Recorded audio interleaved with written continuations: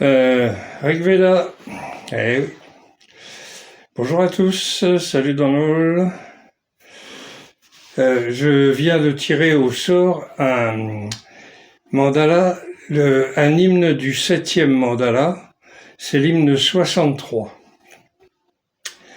Le 7e mandala, c'est celui qui raconte la guerre des 10 rois.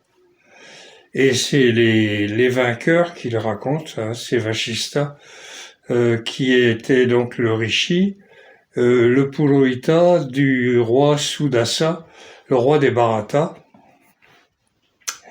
Et d'après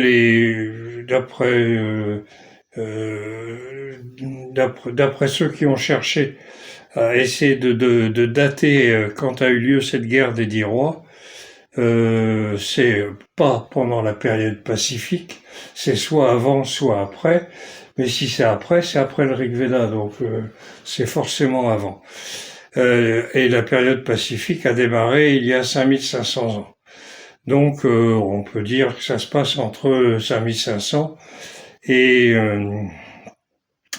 6000 ans à peu près, puisqu'on a réussi à dater l'éclipse. Si j'oublie de vous mettre le lien pour l'éclipse, n'hésitez pas à le mettre dans les commentaires. Ça, c'est parce que après je vais faire d'autres vidéos et je vais oublier, hein, parce que on n'est pas parfait. Malgré, enfin, bien, non, pas du tout. Donc, alors, Amitra, Varuna, Surya, Savitri, Aryaman. Hein, donc, alors, à 5 dieux, dont 2 sont les mêmes. Et le rishi, c'est Vashista Maitra Varuni, donc de la famille des Vashista. C'est pas forcément le rishi lui-même qui l'a fait. Ça peut être quelqu'un qui se réclame de lui, ou bien qui est un de ses descendants. Enfin bon, voilà. Et en métrique, il y a juste deux dérivés de Trishtup, donc ça va être un hymne court. Un court, même si ça s'adresse à 5 dieux différents. Enfin, plus ou moins différents. Hein, parce que Surya, c'est le soleil, point. Hein. Et Savitri, c'est le soleil dans son aspect éveilleur, hein, celui qui stimule, qui réveille tout le monde, et puis tout le monde va au boulot, etc. après. Donc, voilà. Alors, Mitra, c'est l'ami, Varuna, ceux qui entourent, donc c'est souvent l'océan, ou quelquefois le ciel. Et donc Surya, on a vu, Savitri aussi. Et Aryaman, c'est le fidèle compagnon, c'est l'ami, c'est un ami proche. C'est quelqu'un de très proche. Hein. C'est pas juste l'amitié. C'est aussi, on peut le traduire aussi par l'amitié si on veut, quand il est pas avec Varuna. Et puis ça dépend du contexte. Mais voilà, hein, donc voilà, c'est bon, c'est les dieux dont Mitra et Varuna, par exemple, étaient aussi des dieux dans le zoroastrisme iranien. Hein, ils avaient à peu près les. Alors il y en a d'autres qui sont communs, hein, tout plein d'autres, mais j'ai pas lu l'Avesta, donc on n'a pas que ça à faire, comme dirait l'autre. Bon, allez, on y va. Il s'élève. Ah, je suis pas très en forme parce que je suis fortement mal en point, comme dirait l'autre. Donc, de temps en temps, j'ai du mal à suivre. Ah. Il s'élève, apportant la bonne portion, vue par tous, le support commun à tous les hommes, le soleil, l'œil de Mitra, de Varuna, le dieu qui a contenu les ténèbres comme dans une peau d'animal. Je recommence. Il s'élève, apportant la bonne portion, vue par tous, le support commun à tous les hommes, le soleil, l'œil de Mitra et Varuna, le Dieu qui a contenu les ténèbres, comme dans une peau d'animal. Donc le soleil se lève, apportant la bonne portion. Alors quand on dit apportant la bonne portion, c'est apportant la bonne portion de richesse spirituelle, donc un accès direct au Brahman. Vu par tous, le support commun à tous les hommes, le soleil, l'œil de Mitra et Varuna, pourquoi pas, ouais. Le Dieu qui a contenu les ténèbres, bah oui, forcément, le soleil, comme dans une peau d'animal. Bon. Voilà, tout simple. Il s'élève, et alors, genre, le suivant, Il s'élève celui qui stimule les hommes, qui a de grands flots de lumière du soleil, comme la roue qui tourne tout autour quand elle apporte l'union harmonieuse à ceux qui tremblent. Donc, il s'élève, celui qui stimule les hommes, donc ça c'est Savitri, qui a de grands flots de lumière du soleil, comme la roue qui tourne tout autour quand elle apporte l'union lumineuse à ceux qui tremblent. Donc l'union lumineuse, c'est... alors là, n'oublions pas, on est dans un sacrifice védique, on n'est pas en train de c'est pas un bouquin quelconque, donc c'est forcément une métaphore spirituelle. L'union harmonieuse, le terme, la racine de l'union, c'est yuj, et qui a donné yoga. Yoga, ça veut dire l'union, et donc l'union harmonieuse à ceux qui tremblent. Bon, bah voilà, une fois que tu as eu ton union harmonieuse, tu trembles plus du tout. Resplendissant, se tenant près de l'aurore, il s'élève par des sons tout au long de l'ivresse. Ce Dieu Savitri qui m'est agréable, n'oublie pas la maison commune. Bon, je parie que c'est ça. Il y a une note de bas de page, c'est l'air sacrificiel, bien sûr. Je m'en doutais un peu, mais j'ai préféré vérifier. Resplendissant, se tenant près de l'aurore, bah oui, parce que l'aurore vient de passer, enfin, l'a amené, je veux dire, il s'élève par des sons tout au long de l'ivresse. Alors là, c'est tout au long de l'ivresse, c'est-à-dire que ils ont bu le soma, et l'ivresse du soma, qui a strictement rien à voir avec celle du pinard et du chouchen, absolument rien. Je connais les deux. Non. Donc, alors, ici, tout au long de l'ivresse, donc c'est l'ivresse que donne le soma, donc c'est ce qu'on appelait nous dans le temps un trip. Le voyage, quoi. Un voyage. Alors c'est intérieur, extérieur, tout ça, ça a plus d'importance. Ce Dieu Savitri qui m'est agréable n'oublie pas la maison commune, c'est-à-dire l'air sacrificiel et ceux qui sont dedans. Vous avez 16 prêtres, vous avez un 17e qui arrive, c'était pas systématique. Qui est le 17e prêtre qui est le brahman, dont le rôle était de corriger les erreurs. Quand il y avait une petite erreur qui était faite dans le sacrifice, je crois, dans le Rig Veda, il n'a pas un rôle prépondérant comme il l'aura un peu plus tard quand il y aura plus de soma.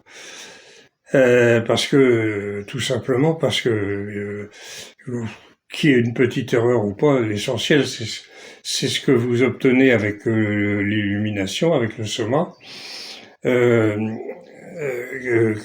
Après, une fois qu'il y aura plus de soma, ils sauront plus ce que c'était et qu'ils auront remplacé par d'autres trucs, d'autres plantes, etc. Qui donnent des effets, mais pas le grand effet. Là, ils viendront un petit peu plus à cheval sur le même très à cheval sur le bon déroulement du sacrifice. Et s'il y a la moindre erreur, oh là là, ça va plus marcher, etc. Bon. Sauf que là, c'était avant. Et avant, à cette époque-là, on dit, même s'il y a une petite erreur, c'est pas bien grave. Bon, donc alors oui, et puis alors ce Dieu Savitri qui m'est agréable n'oublie pas la maison commune, il n'oublie pas les autres, hein, donc tout le monde y va. Donc ça vous faisait quand même 18 à 19 personnes qui étaient tous en même temps, hein, dans le voyage. Et c'était des sacrifices qui pouvaient être publics ou privés, et l'agnistoma qui est la base, hein, de tout, dont vous pouvez trouver le descriptif sur Forgotten Books. Je vais essayer de penser à mettre le lien dans la description. Là, vous avez tous les détails, et ça dure 5 jours. C'est la base. À partir de ça, ils ont fait d'autres sacrifices qui étaient plus courts. Par exemple, le dieu Justice Thomas, il me semble, hein, que c'était plus court. Il y avait d'autres qui pouvaient durer jusqu'à 1 an. Ça engloutissait toute la fortune du riche oui, parce qu'il y avait une règle, hein, Tous les riches devaient avoir l'expérience du soma régulièrement. Ça détruisait leur ego, ce qui explique pourquoi ils ont eu une civilisation qui a duré au strict minimum, 1500 ans, sans une guerre. Voilà. Il y en a plein qui feraient bien de savoir ça, et d'en tirer les conséquences. Hein, parce que franchement, nous, en 1500 ans, combien on a eu de guerres? Pour un oui, pour un non, on a fait toutes les pires des saloperies, et ça a été généralisé sur la planète. Pourquoi? Parce que, à part quelques cas comme les républiques bouddhistes, ou bien certaines parties de l'hindouisme, mais pas tout, parce qu'il y en a qui sont aussi bizarres là-dedans. À part cela, c'était quand même toujours la glorification de l'ego, et c'est à celui qui est le plus Trump. C'était ça. Trump, il bat tous les records, mais voilà. Hein, donc, à partir du moment où vous changez vous changez de façon de penser, que vous vous dites que c'est pas d'être le plus beau, le plus riche, le plus puissant, celui qui a tous les droits, qui est au-dessus des lois, etc.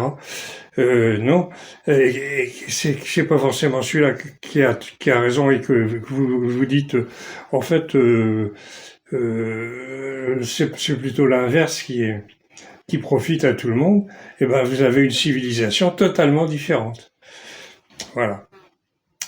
Hein, je viens de faire un bouquin là, ça va sortir bientôt. On va voir ça, si on peut faire quelque chose. Le disque d'or du ciel, vu largement, s'élève, lui dont le but est loin, illuminant tout. Maintenant les peuples éveillés par le soleil vont vers leur but, s'occupant de leurs travaux. Le disque d'or du ciel, vu largement, s'élève, lui dont le but est loin, illuminant tout. Maintenant, les peuples éveillés par le soleil vont vers leur but. Donc les gens se réveillent et puis ils vaquent à leurs occupations, s'occupant de leurs travaux. C'est simplement bien dit. Voilà. Là, les immortels ont fait un chemin. Il a pu venir en volant comme un aigle, puisqu'il s'élève. Puissions-nous vénérer en retour par les hommages, ô Mitra et Varuna, par des offrandes. Là, les immortels ont fait un chemin.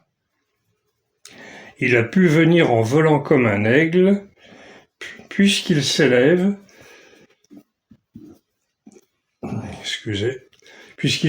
puissions-nous vous vénérer en retour par des hommages aux Mitra et Varuna, par des offrandes. Alors ces deux-là, Mitra et Varuna, ils sont toujours ensemble pratiquement, hein. Pas tout le temps, mais souvent, très souvent. Bon, ben là, il n'y a pas grand-chose à dire. Maintenant que Mitra, Varuna, Aryaman nous donne un large espace pour notre descendance, que tous les bons chemins soient faciles à traverser, vous, protégez-nous toujours avec vos aides. Maintenant que Mitra, Varuna, Aryaman nous donnent un large espace pour notre descendance, que tous les bons chemins soient faciles à traverser, vous, protégez-nous toujours avec vos aides.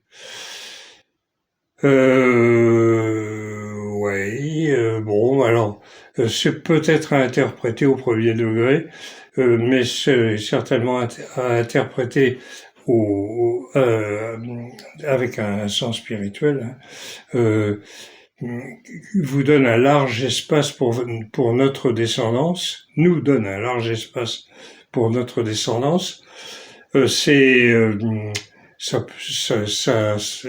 descendance, c'est ce qu'on fait, ce qu'on pense et ce qu'on fait après avoir connu le brahman, hein. Et un large espace, bon. Bon. Donc bon, ça se ressent plus que ça s'explique, surtout quand on n'y arrive pas. Bon, voilà. Donc je m'arrête là pour celle-là, 763, de Vashista Maitra Varuni, du 7e mandala, probablement situé entre il y a 5500 ans et 6000 ans, voilà, quelque part par là. Plus près de 5500 que de 6000.